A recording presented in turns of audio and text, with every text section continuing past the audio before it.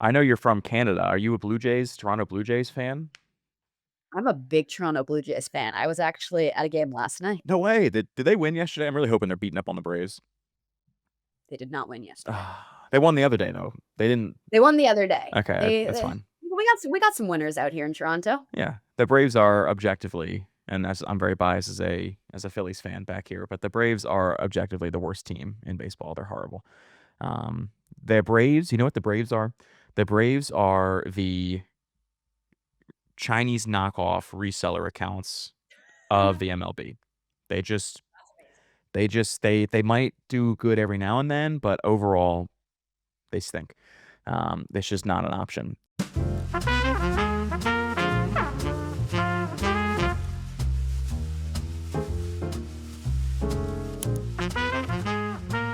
Jordyn, welcome back for another episode of our Velocity Sellers podcast. I'll just do the little intro there. Thank you for having me. I'm Yes, so excited to be back. Last time was so much fun, and I'm excited to be back and to dive into what's new with you, Pete. yes. Jordyn and the team and I were all at ASGTG together. Shout out Ed and the amazing food there. Although I think we had a differing opinion on the food. Am I remembering that correctly? You don't? No, it's a lot of food. It's a lot It of was food. amazing food. My That's good. favorite chicken finger in the world can be found at ASGTG, There an we go. event in Brooklyn that happens every year. So the food is absolutely Yep. incredible. It's great speakers, great Right. food, Always. meeting clients in real life, getting to Right. hang with you and the Velocity team. Love a Always good fun. ASGTG. Always fun. I must have been talking to someone else and that said they're not a fan. Maybe it was John. I'm gonna throw John on the bus. Aspinall. I think he said something No, about the don't throw me food. under the bus. I love the food. Yeah, the food's great. I like the food. I don't know what John's talking about. John, if you're watching this and I have slammed you, I'm so sorry. Please don't sue. But someone I talked to said they don't like the food. But anyway, to to get into why I brought Jordyn back on today, there's a lot been going on in the Amazon and in the Carbon6 and the e-commerce world, really.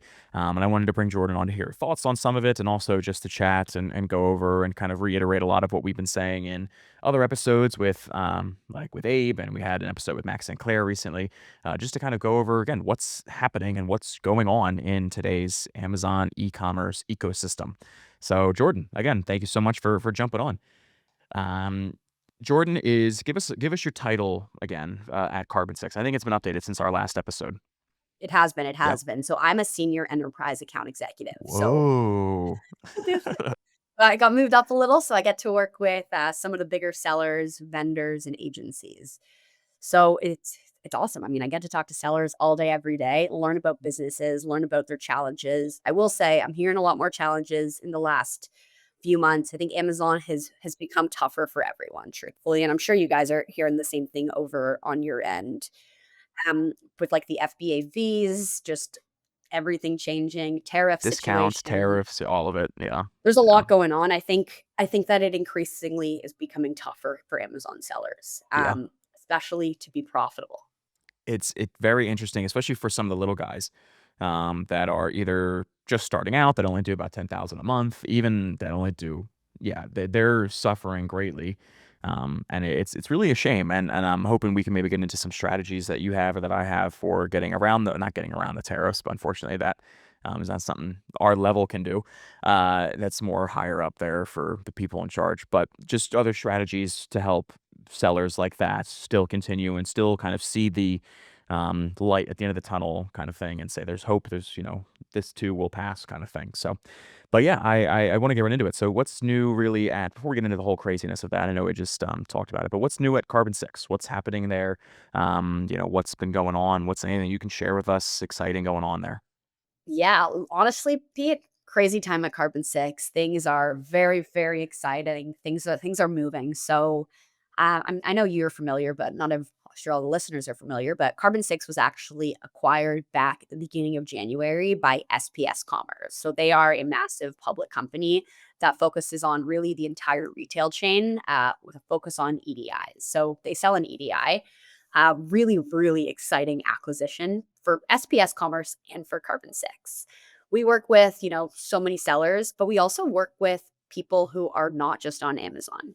So we work with sellers across who are on Walmart, Amazon, Kroger, Sam's Club, all over. So, being brought under the SPS umbrella is really allowing us to focus on growing commerce as a whole and really owning revenue recovery within SPS commerce. So it's pretty exciting. We get to they have a ton of customers and we're in the same ICP. So we get to really, enable our team with customer base and really focusing more on being omni-channel and less dependent on Amazon, which I know is a big focus for honestly everyone. I know you guys at Velocity Sellers are pretty big on that as well. I think, we as I just said, all the things that have changed in the last 6 months, like it's becoming tougher for sellers. So yeah, we want to enable sellers to be more omni-channel. On the theme today is the Wednesday before Easter, also known as Spy Wednesday. This is the day that Judas agreed to hand Jesus over for 30 pieces of silver. And on the theme of Easter, you don't want to put all your eggs in one basket. You know, I got both Easter things. I got Jesus, of course, and then I got the Easter eggs, and it's nice. It's a good pat myself on the back for that one. But you don't want to put all your eggs in one basket. This is a consistent message that we at Velocity and Jordyn and her team at Carbon6 have been saying forever, for a long, long time, even before these tariffs and even before these crazy fee changes and all this other crap that we're going to get into. But now more than ever, it's important, and so we're helping people. We've been doing things like helping people get ahead of the game here too. We also just partnered is we also have done some new ventures here, not to brag and to compare, but we're now one of 12 agencies that is partnered with Target. And so, yeah, we're really excited about Congratulations. that. Yes, thank you. Yes, we're very excited about that one. That That's was awesome. a big achievement for Jake, who is also not as big an achievement this week as he's welcoming his first child into the world with his wife. So I will Yay. give a shout out to our boss there. Congratulations, Jake, on becoming a dad. Congratulations, Jake. That is definitely the biggest achievement. But the second biggest one is we're now, Target preferred partners. We're in their partnership program. It's great. So we've got a lot of good information on what is required to get in Target and all that stuff. And this all just goes back to omni-channel and expanding. You want to be having multiple eggs and multiple baskets and not just dumping it all into Amazon and saying, cool, even if Amazon is 80% of your sales, that is even maybe more of a reason to say, okay, let me expand. So yeah, No, yeah. 100%. And I hate to say it, but a seller that I know, they had their business shut down this week. They're doing about 60 mil. And their business was shut down, right? They had massive business and now they have nothing and they were just on Amazon. And of course, like not to say Amazon is out there to shut down businesses, but it is a little bit of a risk that can happen with Amazon.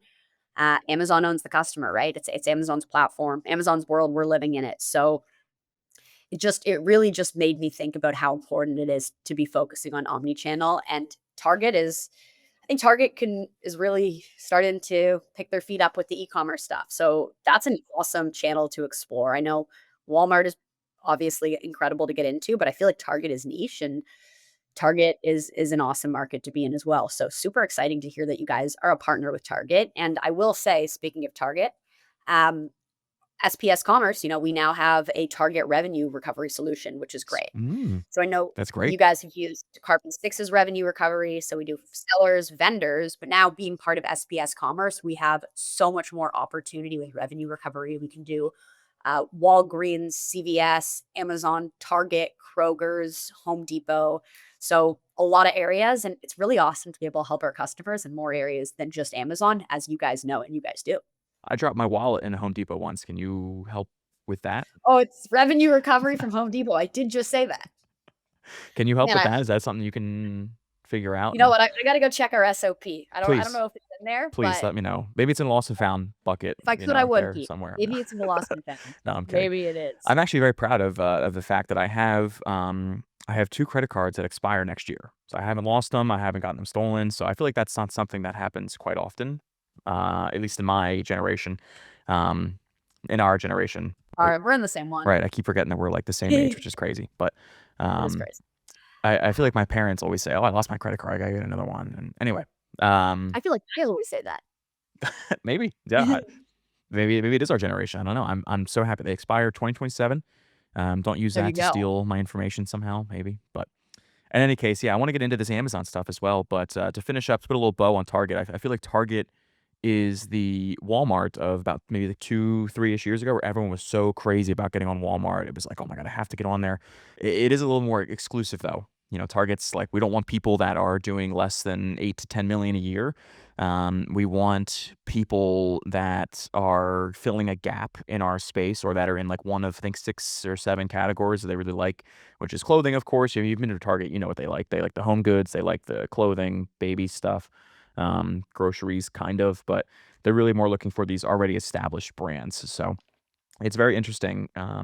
The process they're doing, the way they're going about this. I kind of like it as a, like you said, like a niche. They're a niche spot in the market, Target, 100%. and their demographic and all the Target, all my fellow Target girlies out there, we go to Target for very specific items, and so it's very interesting because I feel like something you would put on Walmart, you probably maybe wouldn't put on Target as well.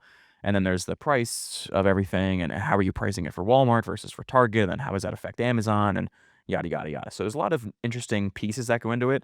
It's very complicated, and luckily we have a good team here built out to help manage all of that and take care of it. So, my one sales pitch of the episode, to just say, if you need help on Target, if you think you're qualified, come to us. We'll let you know.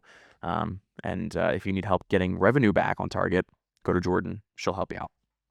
There you go. And I will say, like, Pete, being one of 12 Target verified agencies, like, that's a It's really, fun. really big deal. Yeah, that's incredible. Yeah.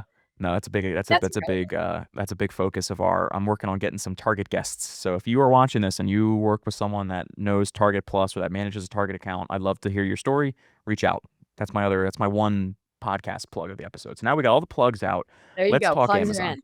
Let's Let's talk talk Amazon. let's figure out what the heck they're thinking at. What are they doing? I'd love to be a fly on the wall or a what's a fun other phrase that means that a nail in the floorboard Nail on the at the floorboard. Target, Target, at the Amazon So many meetings, we're on Omnichannel. so many marketplaces, at the Amazon meetings where they're saying, "Hey, let's," how we said we weren't gonna raise fees in 2025? Let's raise Jokes. fees. Let's change the fees up and raise them, make them more potentially more expensive for, again, these small guys. I mean, we talked about this extensively with Abe. I talked about it with Eric and James. It's crazy. It's nuts. It's What do you crazy. think? What are we thinking here? It's crazy. It's crazy. Unless Amazon I think Amazon, they know that people are using all these third parties for different things, and, like, I don't know, I think Amazon does, like, a lot of pilots, and they try things out, and I think they learn from what's going on, and they probably realize, like, think about they raise the fees for all the sellers that they have, like, that's millions and millions and millions of dollars, and what's crazy is them raising the fees can impact an individual's business, like, so significantly, really, really cutting margins down for people, and for Amazon, it's just more money, so I think it's tough when they say they're not gonna do it, right? People are like, "Okay, no more fees this year. We're good. We know what's going on." And then, like, boom, you're hit with the fees. So I think it really screws people up when they're planning, right? I think it's so important to focus on, like, inventory planning, ordering from your suppliers, and, like, all those things go together, and then people are struggling with fees, slamming the tariff situation on top, like, I know sellers, of course, some more on the smaller side of sellers, but they have containers that they just can't afford to get here, Right. and it's just millions of dollars kinda that's tied up right now, and it honestly, I think it's pretty sad for sellers, you work so hard to build your brand and your business for Amazon to do things that could potentially crush the business. Right. And especially for these smaller sellers on these discount increases. For the big guys, I'm sure maybe it's cheaper. We were talking to Abe and he was saying maybe it might be cheaper, for the guys that are doing a lot and they're moving a lot of product and they're taking out a percentage or they're charging more on a per coupon basis or something like that. But these smaller guys, I feel like they're really raising the gate to enter Amazon. And I feel like And that's it's, yeah, exactly what I think it is. You nailed it on the head. It's like Amazon is becoming, so many of these big brands are on Amazon, and it almost feels sometimes like, does Amazon want these small little products? I think, like, I always say when I yeah, talk to sellers, like, you want to build a brand, not an ASIN. right. And I almost feel like Amazon wants to bring on brands, not just these individual ASINs, and they make it more challenging for these smaller sellers. And Which those are the is ones who rely on Amazon. right, I would say, which is a shame because, you wanna build a brand, sure, absolutely, that's 100% correct. How do you do that outside of Amazon before you get on Amazon? I guess, you could sell it, locally, you could put it on your own website, you could do Google Ads, all this stuff, and all this other, like, yeah, like, social media, like, free stuff, I guess, but Amazon always, to me at least, when I was learning it, when I was, studying it and doing all that stuff, and working with these brands, it felt like this was okay, this is the first step. You put your product on Amazon, then you market on social media, and it just handles they Amazon handles the brunt work of building this brand early on of they do the shipping. You don't have to worry about shipping. You don't have to worry about finding a 3PL and all this stuff. And they help with promotions and they help with trust. People aren't going to trust your own website more than they trust Amazon. So it just I agree. Maybe it'll be good. Maybe it'll be good for brands. Maybe brands will start to be what's that phrase that's like been thrown around? Like hard times create strong people. Maybe it'll be hard times create strong brands, and strong brands create more revenue. I don't know, something. Yeah, yeah, yeah. You know what I I mean? can see everyone saying that Like it's kind iron of forges iron or iron strengthens iron, all that kind of stuff. Maybe they're trying to make them stronger and they more can developed before they push get on. through. Yeah, so they can do more on But Amazon. I don't know, yeah, but it I just think, like, seems crazy. it does seem crazy, but I think all of these challenges are gonna, they could kind of push some of the smaller, less sophisticated sellers out of there, and the ones that succeed are the ones that have teams and have Right, processes in place to manage this stuff. right. I spoke with a client today who does 150 million, mentioned tariffs. He wasn't really concerned, didn't have much to say. Spoke to another client today who does 150K a year, and they think their life and their business is over. And Right. totally, totally fair to feel that way. They invested Yeah. all their money to build this business, and now they're like, shoot, I can't afford to get that container back. Right. So it definitely feels like Amazon can be trying to push some of the smaller fish out of the water. Right. And it's be interesting to see how it goes. It's always one of those things that we can't do anything about it, and as much as we complain, we can't do anything about it. I at the same time trust a little bit in Amazon to know that they know what they're doing. Um, and we'll see. We'll see how Prime Day goes this year. We'll see how Prime Day goes. Maybe next year will be more like when the full effect takes in. And I'd be curious to see if they won't ever share the metrics, but I'd be curious to see how many accounts are open by this time next year, or how many new accounts are opened in 2026 versus in 2025 over the course of the full year. I wish they would share that, but I yeah, agree. I think that the barrier to entry is definitely getting to be increased. right, That barrier to entry for sure. And then, like, I don't know about you, but like a large amount of my clients, like majority are, sourcing their products, manufacturing in China. right, Do you guys is that kind of the same on your yeah. side? A lot of mostly in China. And how are your clients dealing with the tariffs? Like what have been the conversations that you've had?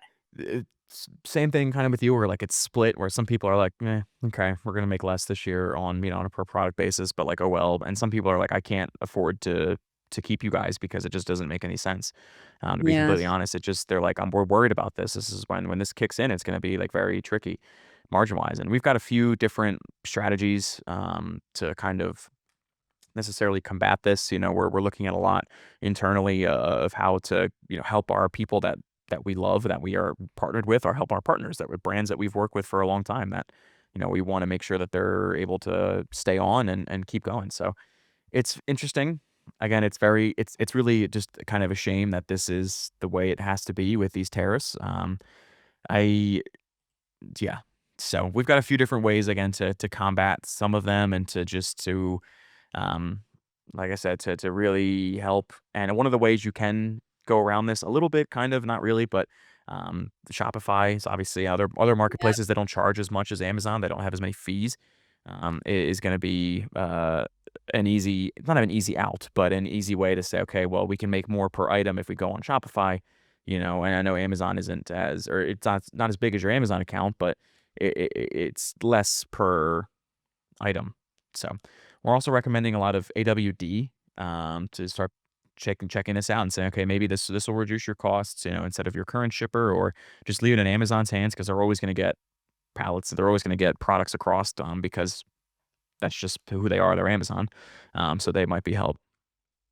Yeah. Yeah, I think, like, it's gonna depend on the seller and the situation. Like, I think everyone is going to look where they can cut their costs. Some people are running to their agency and saying, "Hey, let's cut the agency," whereas that actually might be a bigger problem in the long run, right? Could lose you more money than the tariff situation. There's other people who are, going the AWD route. I've spoken to sellers who are like, "I'm gonna start trying to save money and doing FBM." Sellers feel like I think there's so many different things that people are doing, and it's like, no one a lot of these people, like, I feel like you're just trying and seeing what works. I will say, to give a shameless plug, on the Carbon6 website, we actually have a free tariff calculator. So anyone listening, like, you can go in there, plug in your numbers, and it will break down the tariffs by different country. You put in your unit cost and your quantity and the Section 301 tariff percentage. It will break that down for you. Love it. Love it. Yeah. That's a nice plug. I'll make sure Yeah. I link that. I'll throw that in the description down below so you can click on that, Perfect. instantly to get on there, for the Yeah, I episode. think people are I mean, the numbers can be scary, but I think it's really helpful for sellers to really be able to forecast what's Right. happening. Absolutely, and I would expect nothing less from Carbon6 and the team. So that's No, great. It's a great tool. I'm going to check that out myself. So we are on the ball. I was actually yeah, reading some data just before I jumped on here, about 1P, and it was saying 1P products, they make 40% of Amazon sales, right? But out of that 40%, 25% of that inventory comes from China. So that's like one-fourth of Amazon owned and shipped, sold by is coming from China. So, you know, sellers is one thing, but it'll be interesting to see how this actually affects Amazon too. Like if they're gonna keep doing the same type of purchase orders. well, I know they were trying to what like kind of almost roll out, or not roll out, but get out of a lot of vendor accounts. That was a big thing, maybe about a year ago this time. And you Uh, guys work with do that a lot. Like you're really strong at oh yeah, transitioning 1P back to 3P. yeah, and I remember when, we had a big influx of people saying, "I need help. My vendor account got shut down, and they told me they're not gonna be buying any more products." So, yeah, we have a lot of experts that are very talented at that transition, that switch, from the 1P to 3P and taking back control of your brand or even just, again, if Amazon cut you out, you don't wanna be, left out to dry. So, yeah, no, we're still very, very good at that. It's definitely slowed down. I think they might pick it back up if these tariffs, like you said, if one-fourth of the products, that Amazon is managing is coming from China, then maybe they're just like, okay, we don't. It's not really worth it for us anymore. We're not making enough. That's what So I'm thinking. Maybe I'm curious, like, if some of those are gonna transition back to 3P. I actually have heard this week that there's kind of another push coming in from Amazon of those, vendor accounts getting shut down. I just had someone reach out to me interesting. earlier this week telling me. So there could be an influx of people coming. I think it's a very different business model, right? Like selling as a vendor to Amazon, purchase order, they manage everything versus doing it. So I am not surprised at all that people need experts like velocity sellers to get that seller side going. It's just such a different business model. Yeah, it's something that they probably haven't. I mean, they have no idea because they haven't been doing it for the last however many months, however many years.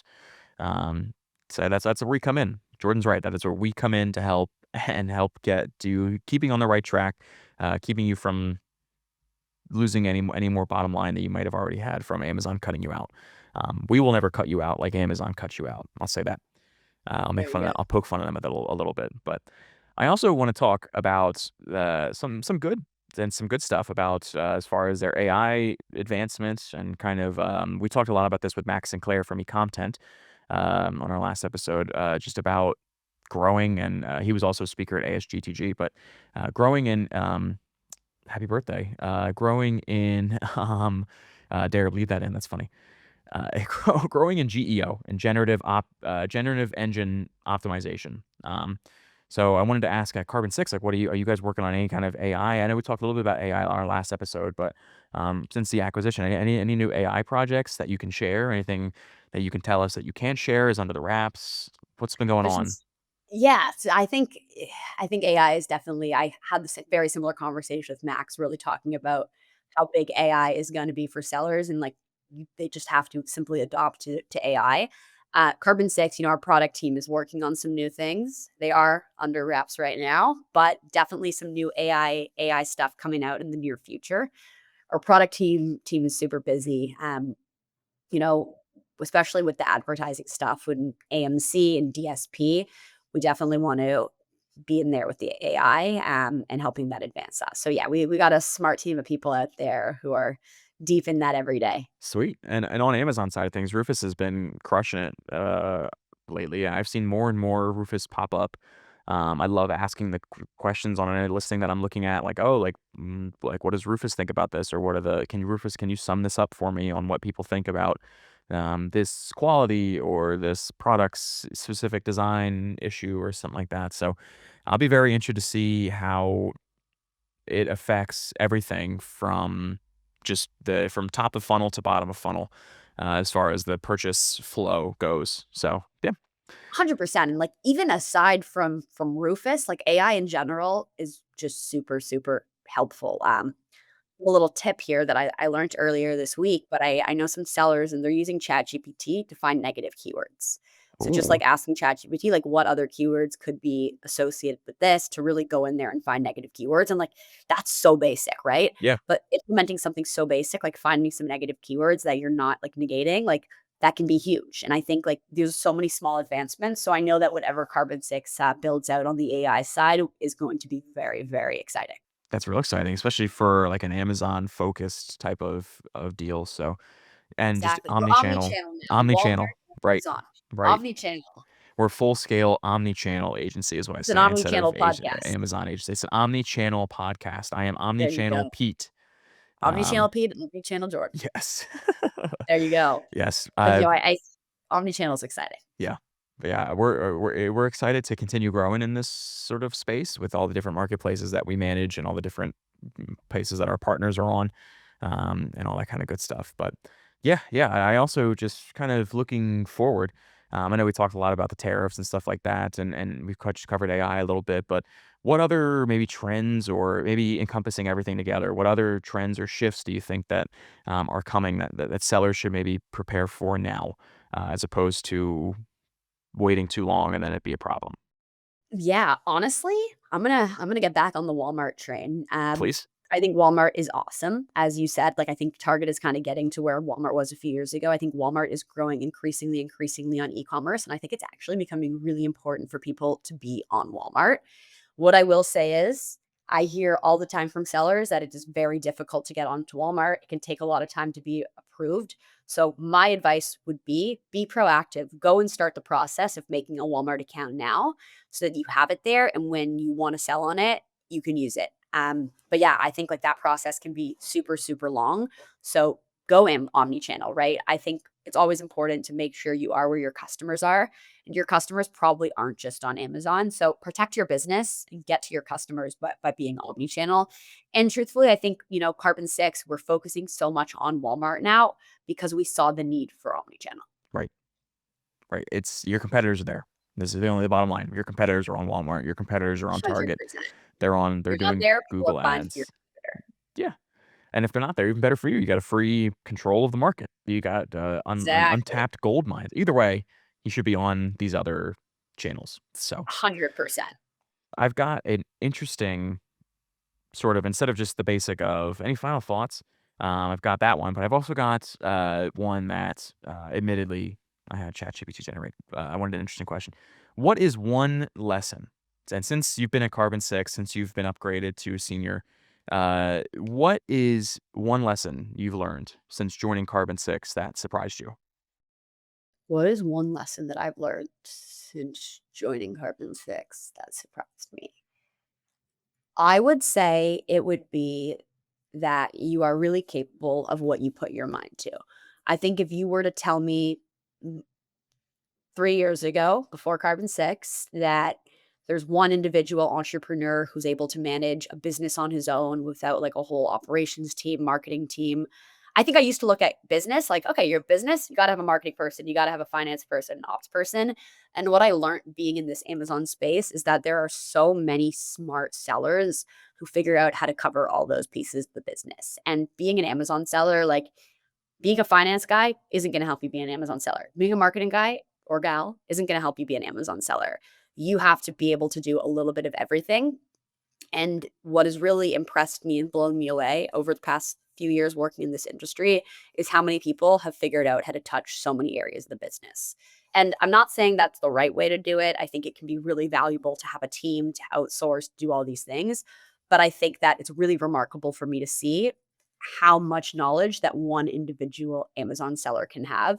And it makes me realize like if you want to learn something and figure it out, like no one's going to university to be an Amazon seller. No one's going to college to learn to be an Amazon seller. Like these are $1 million multi-million dollar businesses that people worked hard, learned, and figured out.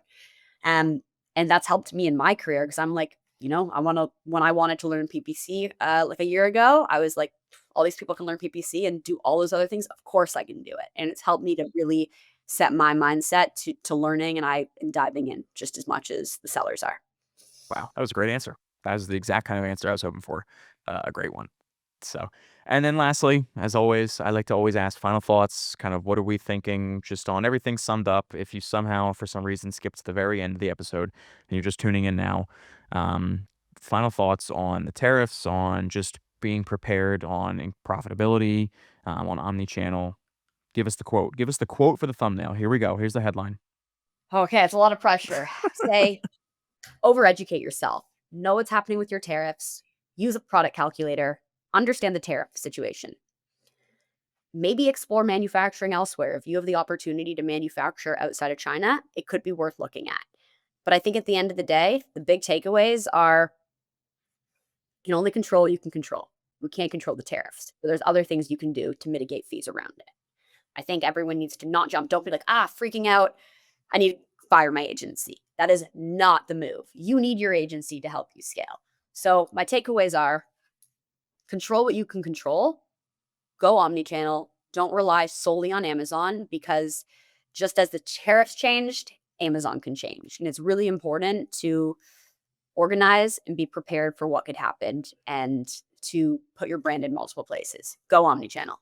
Go omni-channel. Amen. Long thumbnail. And go Phillies. Anyway, uh, and go Blue Jays for this. Yes, this series in particular. So, but yeah, Jordyn, as always, it's been a pleasure. Thank you so much for coming on to talk more about everything that's been happening. I think I'll title the title of the episode was something be like just all around discussion, omni-channel discussion, omni-topic discussion. Omni-topic. There we go. I love it. And I appreciate you jumping on and giving us your thoughts on just what has been shaking out in the e-commerce world and the e-commerce ecosystem, and all of these topical topics. So thank you so much. Thank you so much. Thank you to you and the Velocity team for having me. Always fun to hang out with you on a podcast. Always a pleasure to have you on. So thank you all for watching. I'm Velocity Pete, and we will see you next week.